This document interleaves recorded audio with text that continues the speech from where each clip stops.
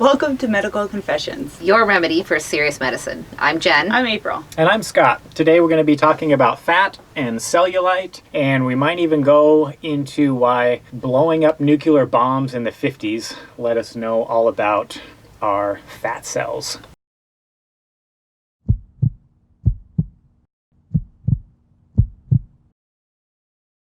I don't know if I'm happy about either of those. I don't really want to know if the bombs or the fat.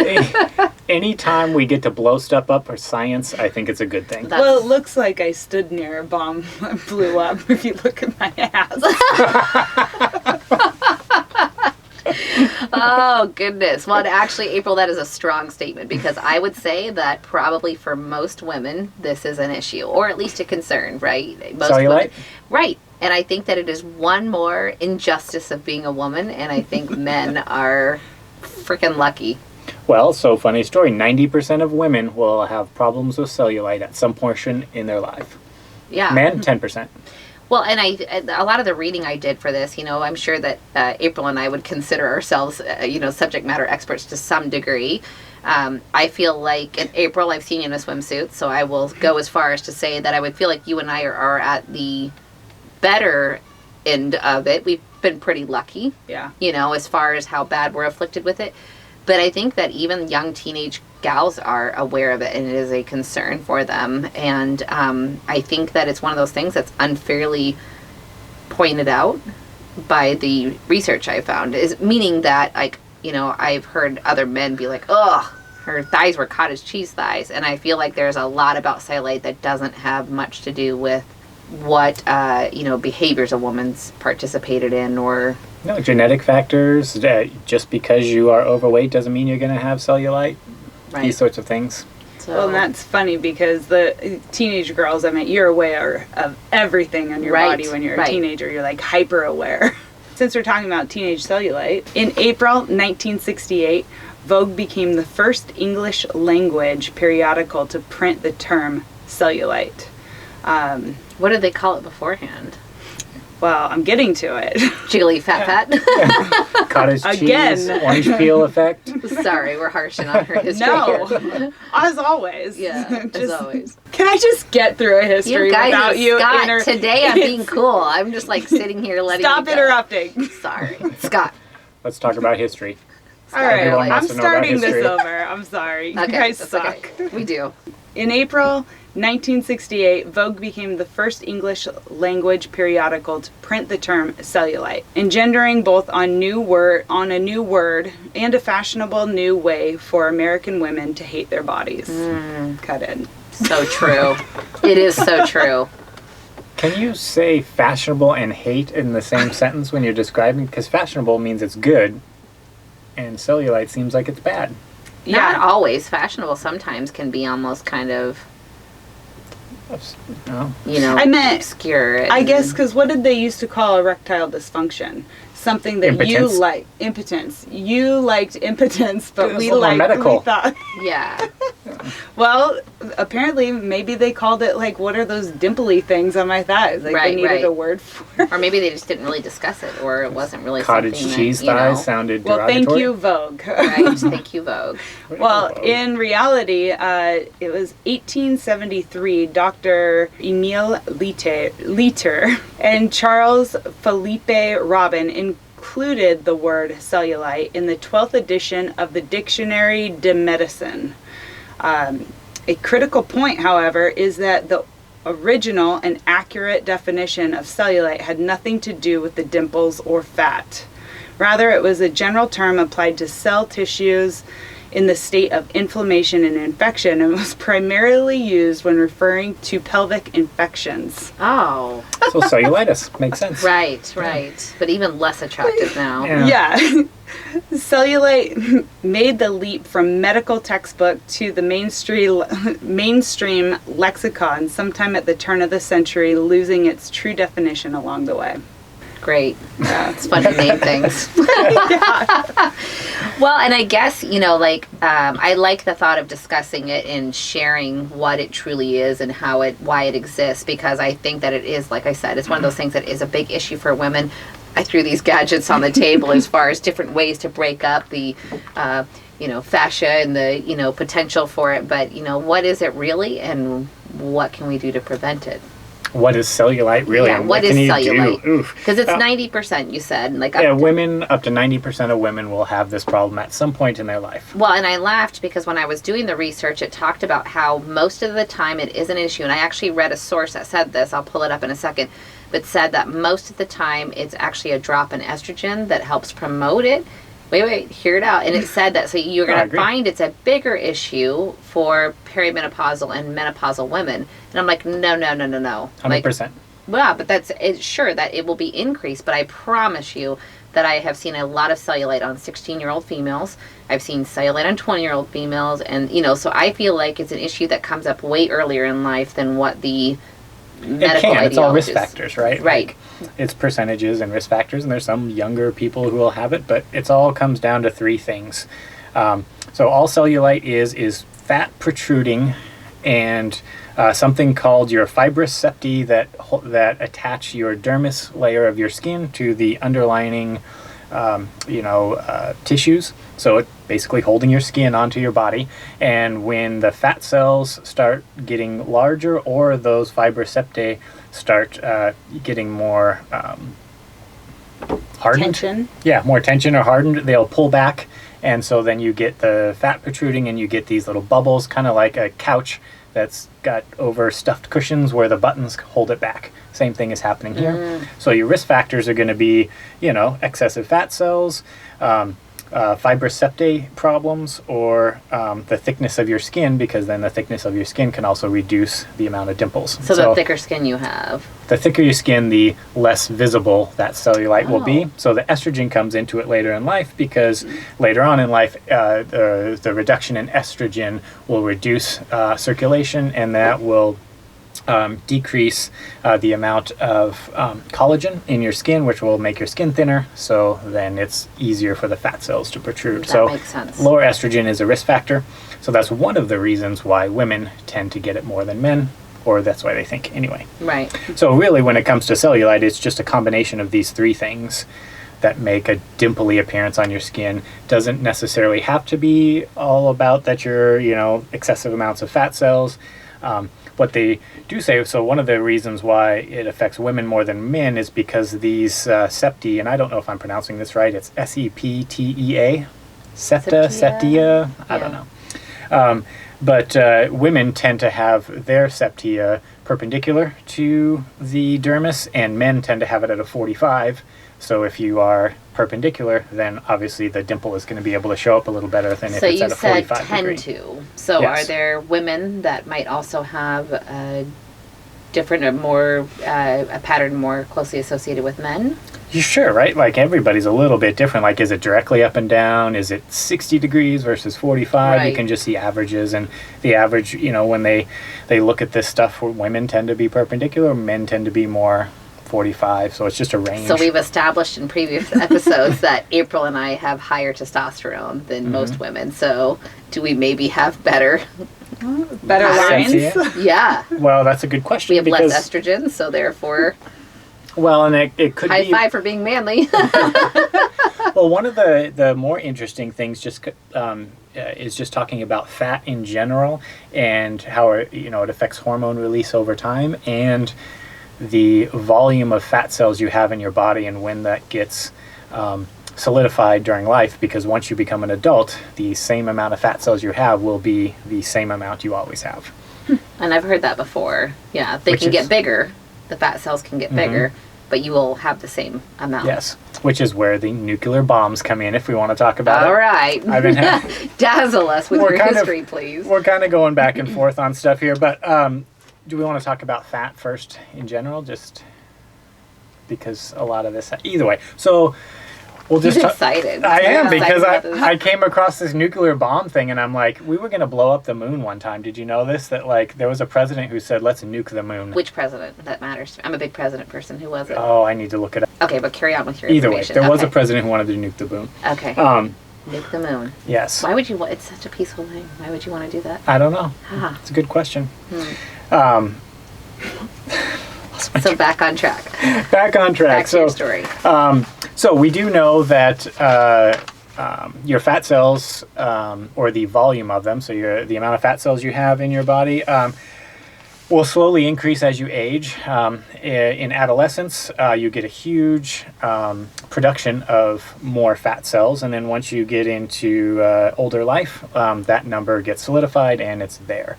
So the more obese you are as a child, you will tend to have more fat cells as adults. So people who are more obese as children, they're going to have a lot more problems with obesity later in life because they just have more fat cells than if they weren't obese. So they will always be fighting that. Always be. Yeah. Compared to people who weren't. Sure. Well, and it's kind of interesting, like as a parent, you kind of always think, well, I guess the nutrition, I think a lot of people think because their kids are young, they can get away with eating more sugars and more volumes, and they're always pushing food on their kids, but, I guess that's just more support for a more well-balanced diet, making sure that they don't overeat.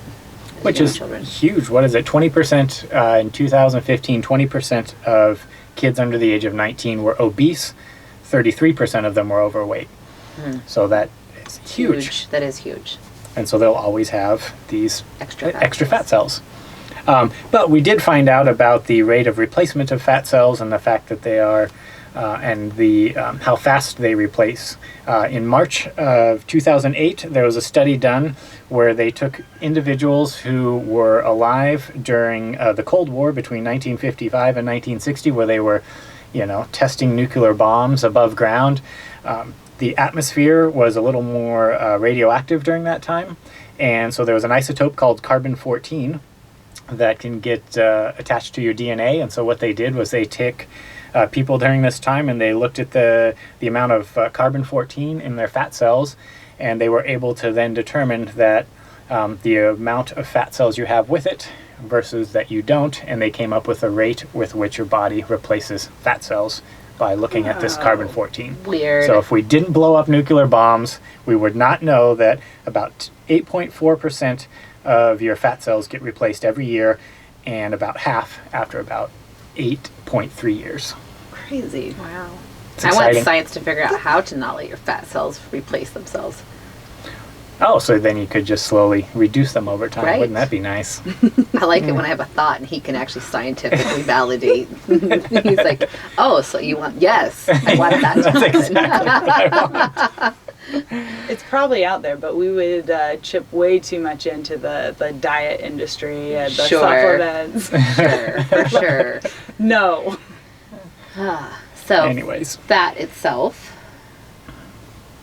What is fat? Well, how does fat differ from cellulite, or are they even really different? Fat is fat. It's just the presentation in certain areas. Well, correct? cellulite, all cellulite is in this reference isn't cellulitis. It is just the dimply appearance to your skin, and fat being a factor of the dimply appearance. It's a combination of your septi, your fat cells, and your skin thickness that is giving the appearance. And so change any one of those three factors and you're going to change the appearance. Yeah. So if you reduce the number of fat cells or reduce the size of the fat cells themselves, you're going to reduce that appearance. If you can get rid of the septi, you can, basically if you break that septi, the fat cells can pop out and be more of a uniform appearance. Right. And if you had thicker skin, it will make it more of a uniform appearance. Interesting. So cellulite is its own thing. Fat is a factor of it. Gotcha.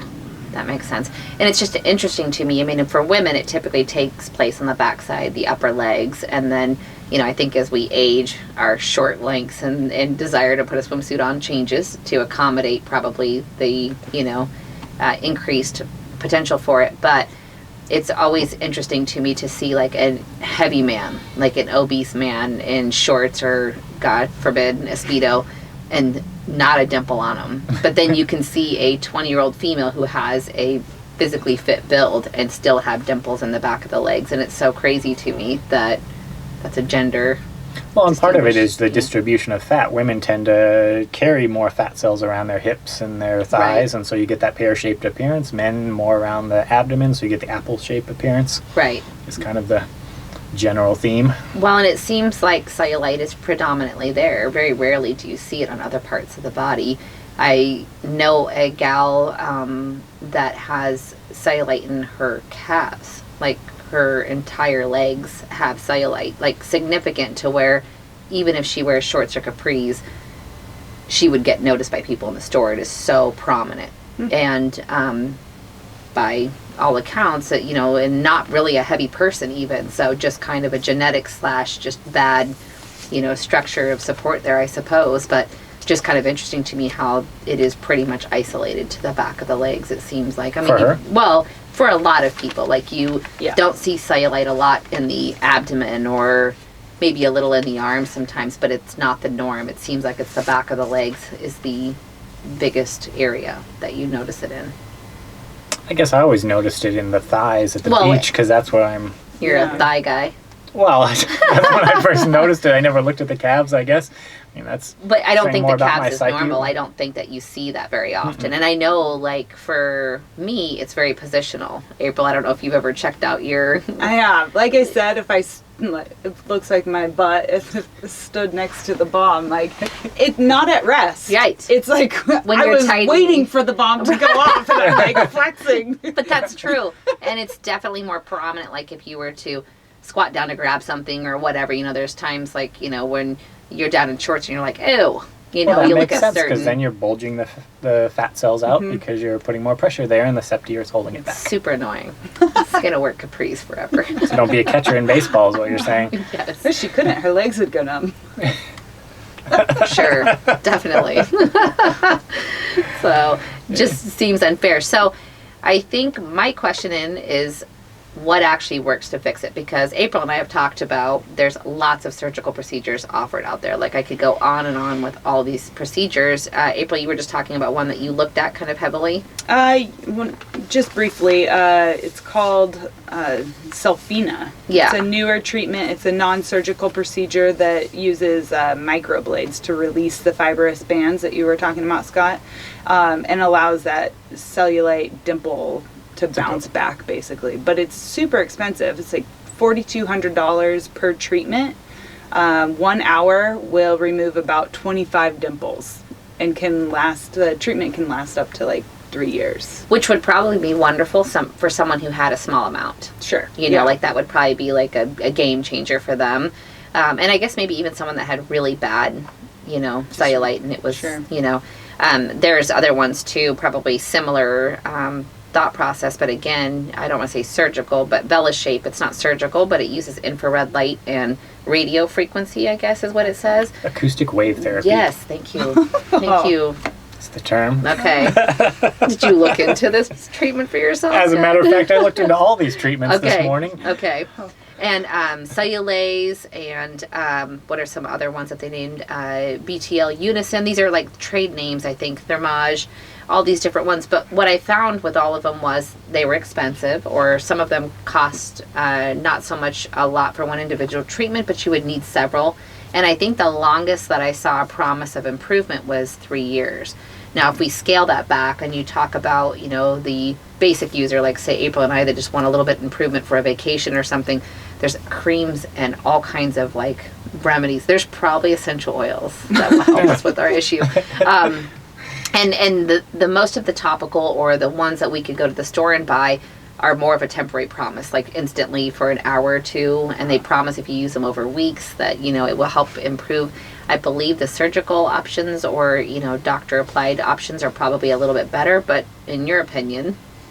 Well, so they all revolve around three things, right? Because there's three factors making up cellulite, so there's three main treatments. One of them is going to get rid of the bands holding back the septi, right? So you can do that lots of different ways. Acoustic wave therapy, you know, where they're using sound waves to basically cut the septi. They've got laser treatment, which is doing the same thing. There's subcision, which uses needles to do the same thing. And then there's the vacuum assisted tissue release, which is the one you were just talking about, April. All of them do the same thing. They're just basically cutting the septi so that your skin can bounce up and it doesn't look like that couch cushion being held back by the button.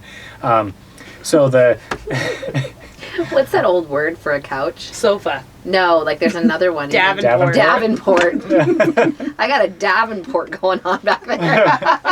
You want to hear a funny story about Davenport? Sure. Never heard that term growing up. When my dad met my stepmom, she's like, hey, why don't you guys, and then he introduced us to her. She said, hey, why don't you guys all go sit on the Davenport and I'll be in a minute. None of us knew what that was. We all ended up on the back porch thinking that it had something to do with a back porch. It sounds like and a she back came porch. out and was like, "What are you guys doing out here?" And we're like, "On the Davenport." She's like, "No, that's the couch." Like, oh. That's Anyways. My great grandma used to call it the Davenport. Was that like it was a, like, kind of like Lazy Boy? That's what we call recliners. Was a Davenport the sofa version of that? I believe you. I think that might be it. Could I be. believe you. Yeah, I don't know. Ha. We should Google that one. I will have to Google that. Google it. So all of these different treatments, right, getting rid of these come with time ranges that they'll work. So the laser treatment, your result is it's only going to last 6 months to a year. The subcision says it can be up to 2 years. The vacuum assisted one can be up to 3 years. The acoustic wave therapy takes several treatments before you can even see an appearance. And so that's going to be getting rid of the septi problems. The creams and stuff you're talking about, there's some caffeine creams, which the thought is then that you're going to dehydrate the skin a little bit so that it's not as, poofing out as much, and so you get less of the dimple. Some of the other creams that they have out there uses retinol in there. Now, does retinol thin the skin or thicken skin? Because I thought it thinned. It thickens. It does So the thicken, idea okay. is that it thickens, but the problem with that one is you need to start using it for about 6 months before you're going to start seeing See a a thickening of the skin. The caffeine one is a little bit because we've talked about in previous episodes, once you start getting getting used to that antidiuretic hormone that gets released when you take caffeine, the caffeine isn't going to cause the same level of dehydration. So the creams are just going to be helping you with the skin. The dermatological, surgical procedures just helping you with the cutting the septi. And then there's the one that works no matter what, and that's just straight up exercise. Well, and that's what I read too, is like back to all the other moderation and healthy activities. So eating a clean diet, exercise, just general skin health. So, lotions, things like that to kind of help the skin in general have a better appearance. I even saw that, like certain movements, so certain types of exercise were even better for firming up that area. But my question is, what about good old liposuction? Liposuction is fantastic because that's about the only way you're going to reduce the number of fat cells you have in your body is just take them out. Okay. But, then you've got other issues like skin tightening issues. So That's then what you're I was gonna wondering. have to have those surgeries, but then you get the wavy skin flaps, if you will. Like the Tara Reid?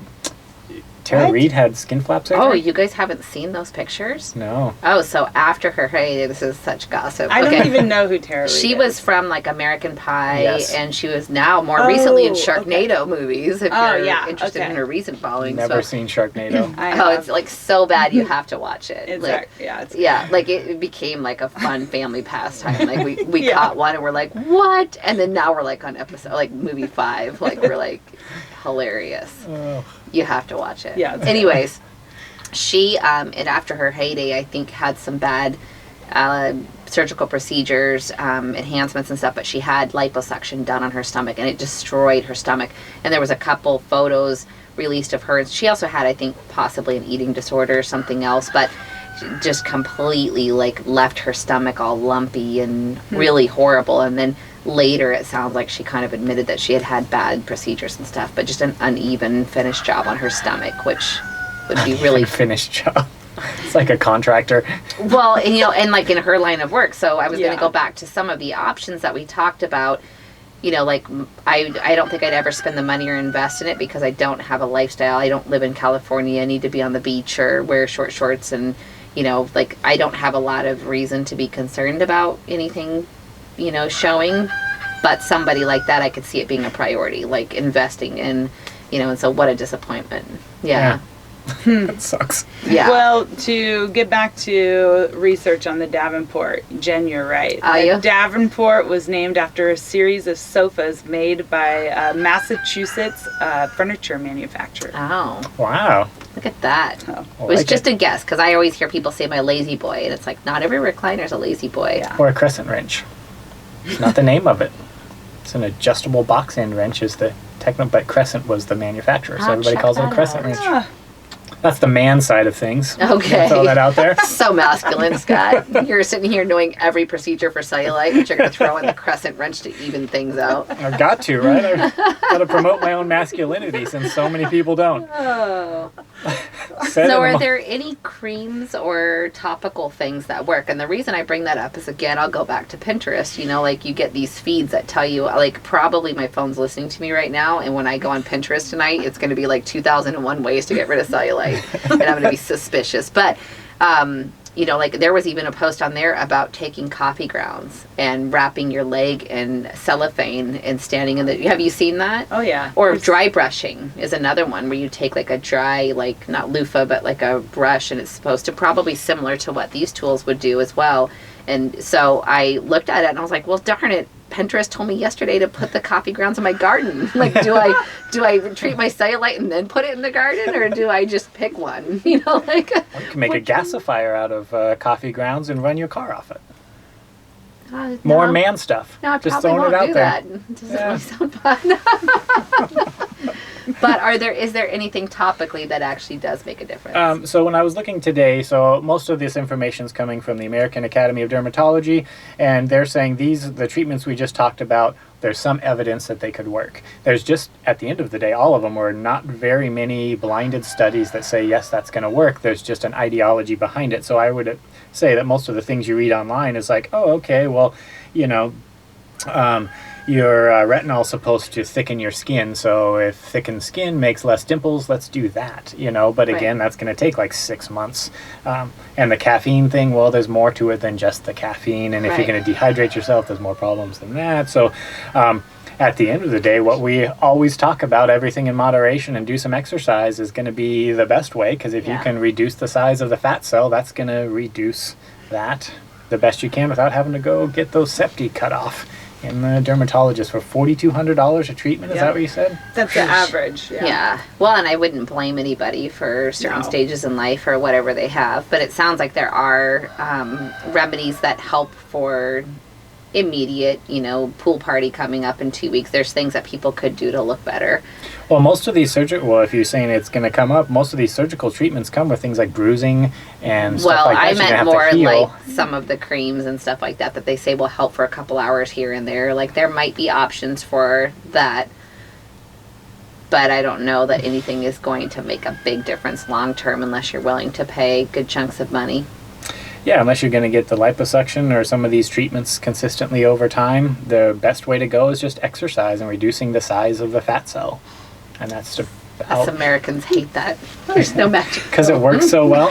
No, it's just one of those things I think everyone thinks with how far medical technology, you know, just everything you just think there's got to be something. There's got to be an easy fix for it. So. Well, there's not. It comes back to just being healthy and good sleep habits and good, you know, stress relief, because, you know, excessive stress, poor sleep habits, these are all risk factors for cellulite because how they affect hormone levels like insulin and cortisol, which will help engorge the fat cell. Right. So if you're more stressed out and you got more cortisol, that's going to, you know, between insulin and cortisol, it's going to increase the triglycerides inside your fat cell.